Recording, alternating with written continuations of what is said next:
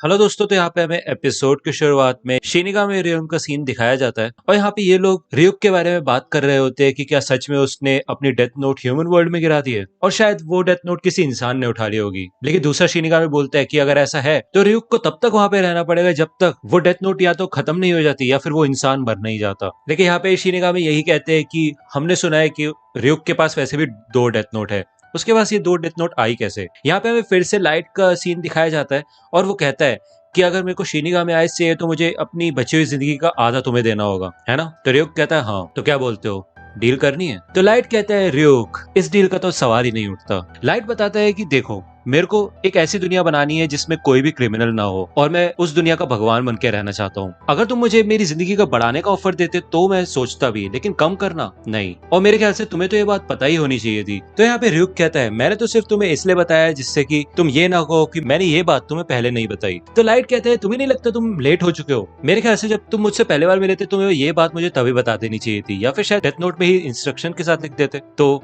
यहाँ पे रियुक कहता है मैं शिनिगामी हूँ लेकिन ये मुझसे डर भी नहीं रहा। क्या बात है, और मेरी ही बैंड बजाता रहता है। तो लाइट यही कहते हैं कि रियुक क्या और कुछ बताना है तुम्हें मेरे को? तो रियुक कहता है नहीं, सब कुछ बता दिया है। तो लाइट कहते हैं ये तो बेकार है, अगर तुम मुझे अपनी आंखों की जगह अपने पंख दे देते तो कुछ अलग होता। भगवान की तरह मैं आसमान में उड़ता तो अच्छा लगता है ना, और वैसे भी इंसानों को ये सपना है कि वो कभी आसमान में उड़ पाए। तो रियुक कहता है इस हिसाब से तो तुम्हें कोई भी देख लेगा और पुलिस आसानी से तुम्हें पकड़ लेगी। तो लाइट कहता है हाँ रियुक, जोक था ये, और वैसे भी अगर मेरे को तुम आंखें दे दोगे, पंख दे दोगे तो मैं तो असली शिनिगामी ही बन जाऊंगा, लेकिन वो भी ठीक होगा। तो रियुक कहते हैं इन सब के बिना भी तुम एक अच्छे शिनिगामी हो, क्योंकि शिनिगामी रेम में आजकल कुछ भी ठीक नहीं चलता।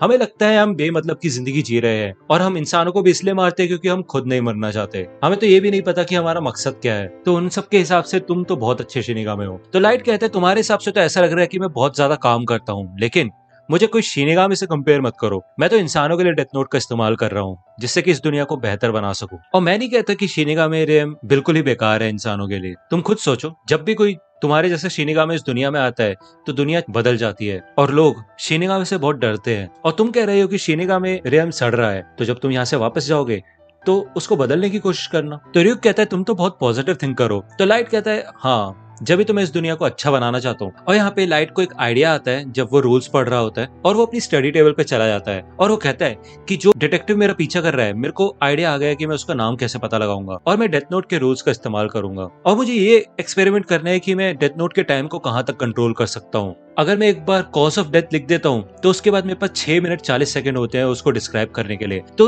उसमें मैं डेथ का टाइम भी लिख सकता हूँ, है ना। और अब बस मुझे ये एक्सपेरिमेंट करना है कि मैं इसको किस किस तरह यूज कर सकता हूँ। यहाँ पे हमें अगली सुबह का सीन दिखाया जाता है और इधर चीफ होता है, उसे फोन कॉल आता है और उसे पता चलता है कि 6 और लोग मारे गए हैं, सारे के सारे हार्ट अटैक से। लेकिन इस बार थोड़ा अलग था, उन्होंने मरने से पहले कुछ अजीब सी चीजें की, जैसे कि उनमें से एक ने मरने से पहले दीवार पे अपने खून से एक अजीब सा सिंबल बनाया, दूसरे ने एक ऐसा लेटर लिया जिसका कोई भी मतलब नहीं निकल रहा, और तीसरा अपने सेल से बच के भाग गया और बाथरूम में जाके मर गया। यहाँ पे वातारी एल से कांटेक्ट करता है और एल को भी ये सारी चीजें बताता है और सारे के सारे प्रूफ एल को भेजता है। तो एल कहता है कि ये लेटर को देख के तो ऐसा लग रहा है कि किसी क्रिमिनल ने कीरा से डर के ये सब लिखा है, लेकिन ये बात तो हमें पता ही है कि कीरा मरने का टाइम कंट्रोल कर सकता है। क्या ऐसा हो सकता है कि कीरा मरने से पहले क्रिमिनल के एक्शंस को भी कंट्रोल कर सकता हो? इसका मतलब तो यहाँ पे एल चीफ से बोलता है कि अभी के लिए ये सारी रिपोर्ट्स न्यूज में नहीं जानी चाहिए, क्योंकि मेरे को ऐसा लगता है कि कीरा किसी तरीके का एक्सपेरिमेंट कर रहा है और अगर हम मीडिया में ये सारी चीज दिखाएंगे तो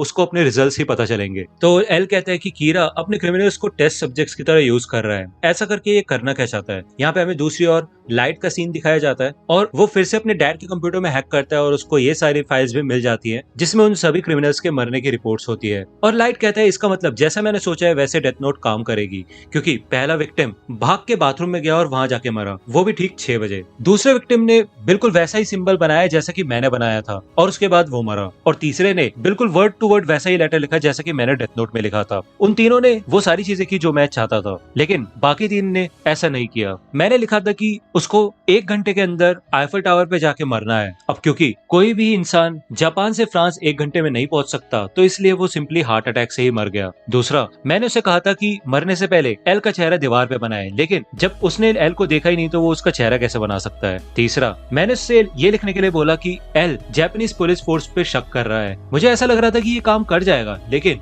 ये भी काम नहीं किया। क्योंकि कोई भी इंसान सिर्फ वही चीज लिख सकता है जिसको उसकी थोड़ी बहुत नॉलेज भी हो। अब क्योंकि उस क्रिमिनल को एल के बारे में कुछ भी नहीं पता और ये भी नहीं पता कि चल कर रहा है, इसलिए वो ये चीज लिख ही नहीं सका। इसका मतलब डेथ नोट भी इम्पॉसिबल चीजें नहीं कर सकती, हम लोगों से वही चीजें करा सकते हैं जो कि उनको पहले से ही पता हो। तो यहाँ पे लाइट यही कहता है कि एल और पुलिस कभी भी पता नहीं लगा पाएंगे कि मैं करना क्या चाहता हूँ। यहाँ पे अभी एल भी सोच रहा होगा कि उन पिक्चर्स का क्या मतलब है। यहाँ पे हमें एल का सीन दिखाया जाता है और वो कहता है कि वो कीरा क्रिमिनल्स को गिनी पिग्स की तरह यूज कर रहा है। अगर वो अभी कोई भी हरकत करेगा तो एफबीआई उसे पकड़ लेगी, लेकिन हो सकता है कि उसका कोई और ही मकसद हो। ये पिक्चर, ये लेटर, क्या कोई मैसेज हो सकता है? तो यहाँ पे एल देखता है कि ऊपर वाली लाइन में लिखा होता है एल क्या तुम्हें पता है। अब क्योंकि जापानीज में ऊपर से नीचे और राइट टू लेफ्ट पढ़ा जाता है, ना कि लेफ्ट टू राइट, तो यहाँ पे जब एल अलग नजरिए से देखता है तो उसको यहाँ पे दिखाई दे जाता है। और यहाँ पे हमें लाइट का सीन दिखाया जाता है। वो कहता है कि अब असली खेल शुरू होने वाला है। ये एक ऐसा क्रिमिनल है जिसने कल एक बैंक लूटने की कोशिश की थी, वहां पे कुछ लोगों पे हमला करके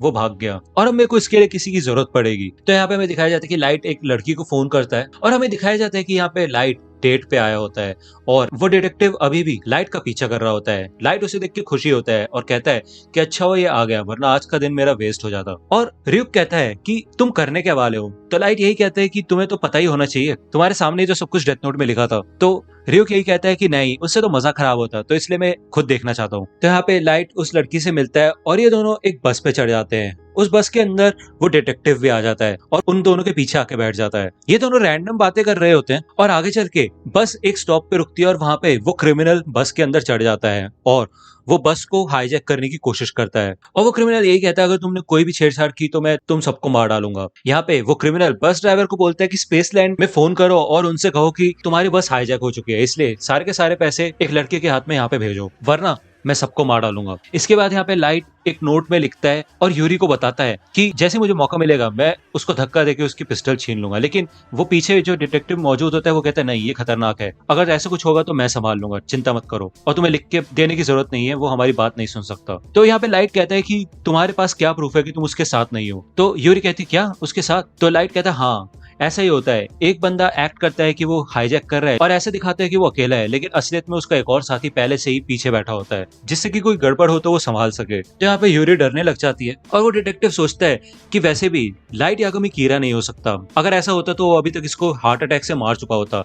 तो यहाँ पे वो डिटेक्टिव अपनी आईडी लाइट को दिखा देता है और यहाँ पे हमें दिखाया जाता है कि ये एफबीआई एजेंट होता है। और यहाँ पे लाइट समझ जाता है कि एल एफबीआई का इस्तेमाल कर रहा है जापानीज पुलिस फोर्स को इन्वेस्टिगेट करने के लिए, और उस डिटेक्टिव का नाम होता है रे पेनबर। यहाँ पे लाइट उसका नाम जान के खुश हो जाता है और वो कहता है मुझे तुम पे भरोसा है और मैं तुमसे ये नहीं पूछूंगा कि इस समय एक एफबीआई एजेंट इस बस में क्या कर रहा है, लेकिन आपके पास गन तो होगी ना, अगर कुछ भी होगा तो आप संभाल लोगे, है ना? तो यहाँ पे वो रे पेनबर पहचान जाता है कि ये आदमी 2 दिन पहले न्यूज में था, ये एक ड्रग एडिक्ट है जिसने बैंक लूटने की कोशिश की थी और 3 सिविलियंस को मार के भाग गया था, ये बहुत खतरनाक है। यहाँ पे लाइट यही सोचता है कि चिंता करने वाली कोई बात नहीं है, ये हम पे गन पॉइंट भी नहीं करेगा। यहाँ पे लाइट अपनी जेब में से हाथ निकालता है तो एक पेपर जमीन पे गिरता है। लाइट उसे उठाने के लिए जाता है तो वो क्रिमिनल उसे देख लेता है और जाके कहते हैं क्या कर रहे हो, नोट्स पास कर रहे हो यहाँ पे। लेकिन जब वो क्रिमिनल उसको पढ़ता है तो उसमें डेट प्लान्स लिखे होते हैं और वो वहां से सिंपली चला जाता है। जब ये बस एक टनल में से निकलती है तो इस क्रिमिनल को पीछे से परछाई सी आती है और वो पीछे जब मुड़ के देखता है तो वो देख के डर जाता है। वो कहते हैं तुम कौन हो और यहाँ क्या कर रहे हो, इतनी देर से पीछे कैसे छुपे हुए थे? पहले तो रे पेनबर को लगता है कि वो उसे ही कह रहा है, लेकिन नहीं, वो रियुक को देख पा रहा होता है। थोड़ी देर के लिए रियुक भी कंफ्यूज हो जाता है और कहता है कि क्या तुम मुझे देख सकते हो? तो वो क्रिमिनल कहता है नहीं, वहीं खड़े रहो वरना मैं तुम्हें शूट कर दूंगा, तुम एक मॉन्स्टर हो। यहाँ पे रे पेनबर बोलते हैं सब झुक जाओ। यहाँ पे रियुक समझ जाता है कि वो जो लाइट की पॉकेट में से पेपर गिरा था वो डेथ नोट का पेपर था, इस वजह से ये क्रिमिनल भी रियुक को देख पा रहा है। जब रियुक उस क्रिमिनल के पास पड़ता है तो वो क्रिमिनल रियुक पे सारी की सारी गोलियां चला देता है और अपनी बंदूक खाली कर देता है। रियुक कहता है शिनिगामी को तुम गोलियों से नहीं मार सकते। वैसे लाइट है तो कमाल का, टॉपर भी है और उसने इतना कमाल का आइडिया निकाला जिससे कि उसने अपने पीछा करने वाले का भी नाम पता लगा लिया। तो यहाँ पे पीछे से रे पेनबर भागता हुआ आता है और उस क्रिमिनल को पकड़ने की कोशिश करता है, लेकिन वो क्रिमिनल बस रुकवा देता है और बस से नीचे उतर जाता है। जैसे वो नीचे उतरता है वहां से एक गाड़ी आती है और उस क्रिमिनल को ठोक देती है, जिससे कि वो क्रिमिनल वहीं मर जाता है और ये सब शॉक हो जाते हैं। और लाइट कहता है 11:45 बिल्कुल एग्जैक्ट। तो यहाँ पे हमें दिखाया जाता है कि लाइट ने अपने डेथ नोट पे क्या लिखा होता है। उसने लिखा होता है वांटेड क्रिमिनल किचिरो ओसोरेडा एक्सीडेंटल डेथ। उसके आगे उसने लिखा होता है 11:31 पे वो स्पेसलैंड जाने वाली बस में चढ़ेगा। उसके बाद वो उस बस को हाईजैक करने की कोशिश करेगा और उसके पास एक गन भी होगी, लेकिन थोड़े समय बाद वो पीछे एक मॉन्स्टर को देखेगा और उस पे गोलियां चला के अपनी बंदूक खाली कर देगा। उसके बाद वो बस से उतर के भागने की कोशिश करेगा, लेकिन एक गाड़ी से उसका एक्सीडेंट हो जाएगा ठीक 11:45 पे उसी दिन, और वो मर जाएगा। और यहाँ पे लाइट कहता है कि डेथ नोट कभी भी चूकती नहीं और अगला नंबर तुम्हारा है, रे पेनबर्ग।